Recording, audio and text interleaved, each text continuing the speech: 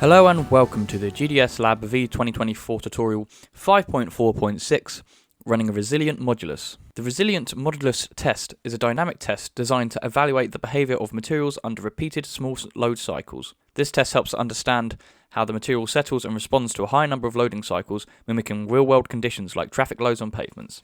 Unlike the dynamic triaxial test, which focus on testing to failure, the resilient module test emphasises the behaviour under many cycles without necessarily reaching failure, thus providing insights into the material's elastic properties and how they might evolve over time. So first, once we've selected a resilient modulus, we can look at test standards.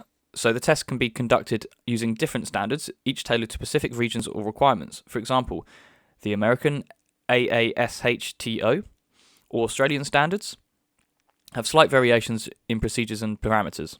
These standards help ensure consistency and reliability in results across different test environments. So we need to select from the test module list a dynamic cyclic loading first. The core of this test involves dynamic cyclic loading, where stress or strain is applied in a repeated manner. There are three main phases: preconditioning, resilient modulus, permanent deformation. The preconditioning phase helps stabilise the sample before actual data is collected. The resilient modulus phase provides data on the elastic properties, and the permanent deformation phase evaluates how the material deforms over a longer period. So, the first test type we're going to select is resilient modulus, and then you'll see we have two set blocks and dynamic control. So in the first set block, we've got axial load and axial displacement available to us, and in the second set block, we've got cell pressure and cell volume available to us.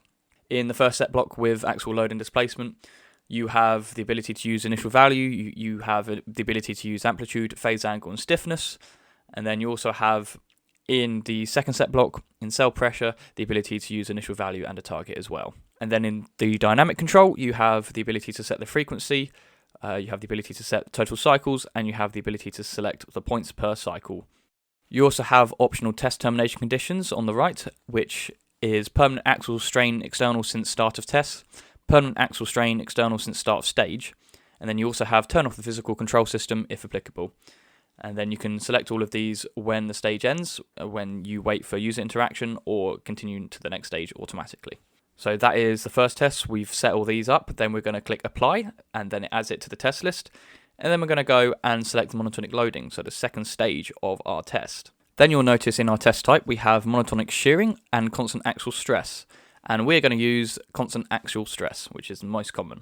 So now you'll see we've got two set blocks, one for cell pressure and one for axial stress. These are not modifiable, so they have to be cell pressure and axial stress, but you can set the targets and you can use an initial value if needed as well.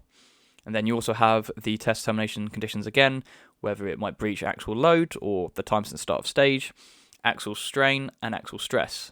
Then you can terminate the test on max deviator stress, and you can end the settlement where displacement reaches a certain amount over a certain amount of minutes. Then you also have the when stage ends like before.